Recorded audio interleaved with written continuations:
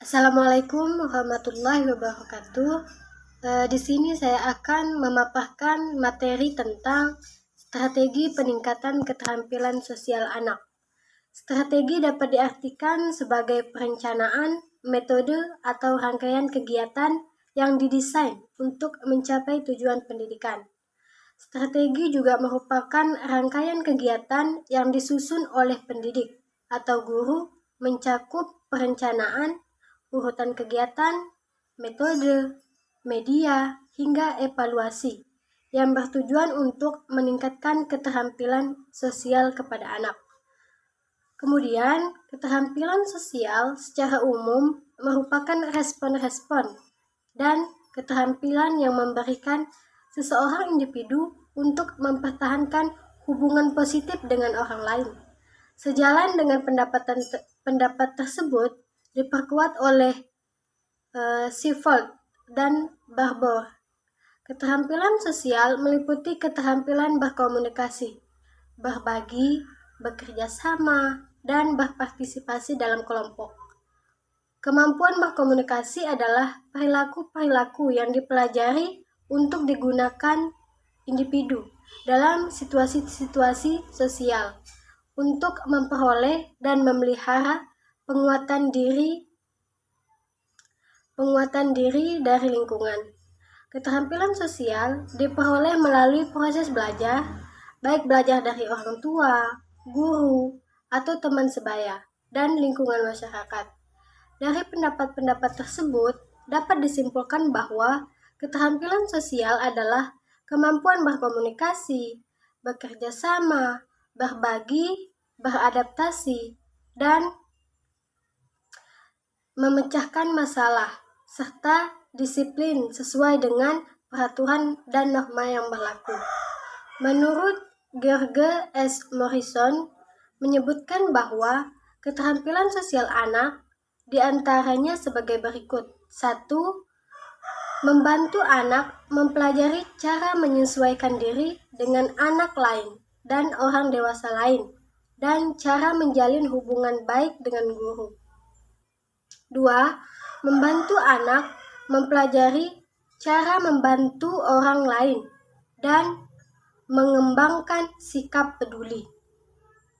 Peningkatan keterampilan sosial anak dalam mengerjakan tugas-tugas. Keterampilan sosial meliputi hal-hal memahami tugas, mendengarkan orang lain, memanggil teman dengan namanya, berbicara dengan kata-kata yang sopan, mengambil giliran, menawarkan bantuan, perhatian bersama, imitasi, interaksi timbal balik, inisiasi, dan manajemen diri.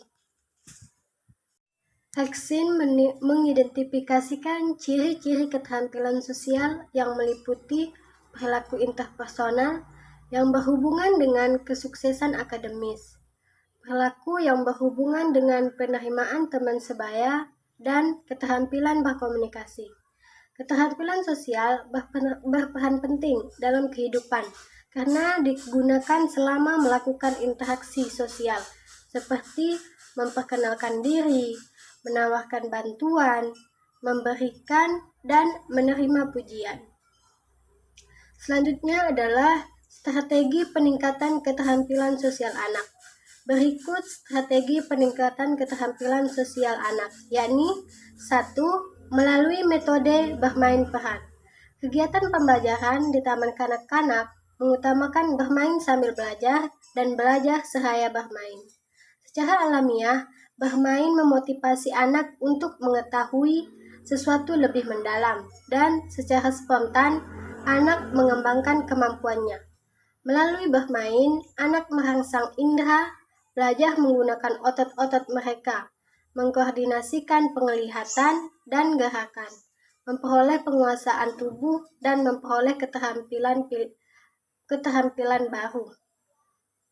Pendapat Mulyasa menyatakan bermain peran adalah mengeksplorasi hubungan antar manusia dengan cara memperagakannya dan mendiskusikannya, sehingga secara bersama-sama dapat mengeksplorasi perasaan, sikap, nilai, dan berbagai strategi pemecahan masalah. Pendidikan anak usia dini sering dihadapkan pada berbagai masalah, baik melalui bidang pengembangan ataupun menyangkut hubungan sosial. Bermain peran dilakukan untuk meningkatkan keterampilan sosial anak di taman kanak-kanak. Pemberian kegiatan bermain peran dilakukan secara bertahap sesuai dengan prosedur yang ada. 2. Melalui metode bercerita. Metode bercerita adalah metode yang mampu menolong dan meningkatkan keterampilan sosial anak.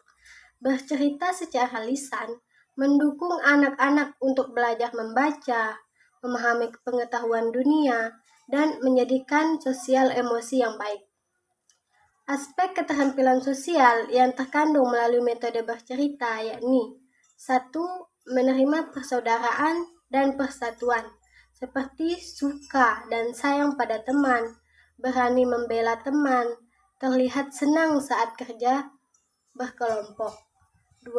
Beradaptasi dalam situasi dan suasana baru, seperti tidak minder atau takut saat orang lain menyapa atau menegur. Suka mencari tahu sesuatu yang baru. 3. Memiliki perilaku hormat dan sayang kepada orang lain, seperti mendengar dan menyapa saat ditegur, mengucapkan terima kasih saat menerima sesuatu, sedih jika diceritakan sesuatu yang malang dan menimpa seseorang.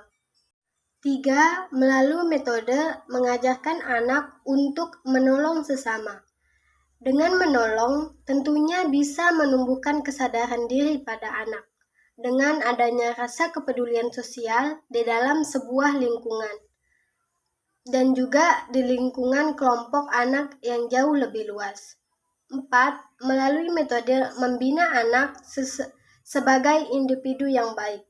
Sebagai pendidik, orang tua, dan orang dewasa wajib mengajari anak agar bisa belajar dan bertanggung jawab, khususnya dalam membantu dirinya sendiri, melakukan komunikasi verbal, dan juga untuk menjaga dirinya sendiri.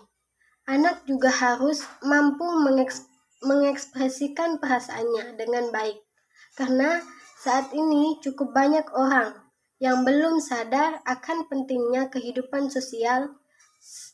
Sejak dari usia dinilah anak harus diajari pentingnya hal tersebut. 5. Melalui metode bermain permainan tradisional. Menurut Dananjaya, permainan tradisional merupakan salah satu folklore yang beredar secara lisan dan turun-temurun, serta banyak mempunyai variasi, sehingga permainan tradisional dipastikan usianya sudah tua.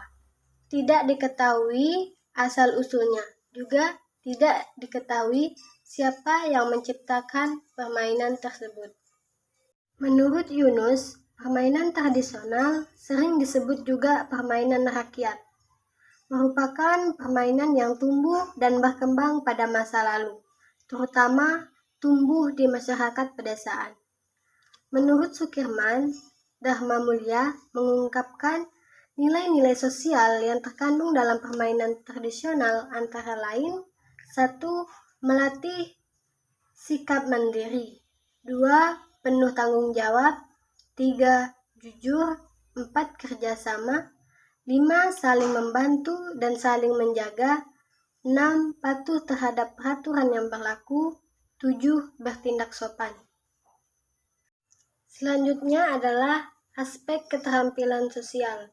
Berikut ini aspek keterampilan sosial, yakni 1. Keterampilan dalam bekerja sama, 2. Keterampilan dalam menyesuaikan diri, 3. Keterampilan dalam berinteraksi, 4. Keterampilan dalam mengontrol diri, 5. Keterampilan dalam berempati, 6. Keterampilan mentaati aturan atau disiplin, 7. Keterampilan dalam menghargai orang lain.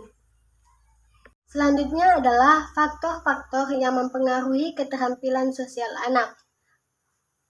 Berikut ini faktor-faktor yang mempengaruhi keterampilan sosial anak, yakni 1.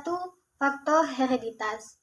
Faktor hereditas merupakan karakteristik bawaan yang diturunkan dari orang tua biologis atau orang tua kandung kepada anaknya.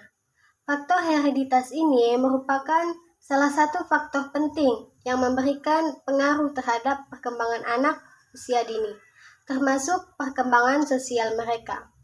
Menurut hasil riset, faktor hereditas tersebut mempengaruhi kemampuan intelektual yang salah satunya dapat menentukan perkembangan sosial anak. 2. Faktor lingkungan. Faktor lingkungan ini sering disebut dengan istilah nurtur.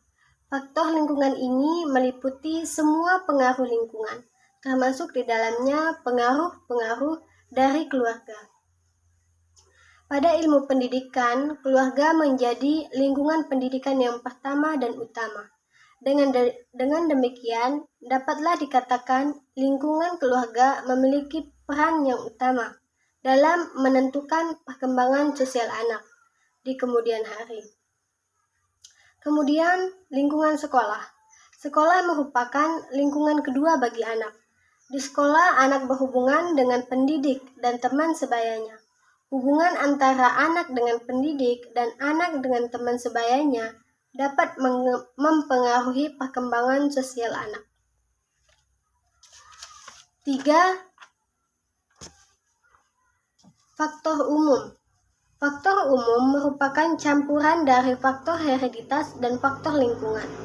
Faktor umum yang dapat mempengaruhi perkembangan anak usia dini yaitu jenis kelamin yang memiliki peranan penting dalam perkembangan sikap sosial anak.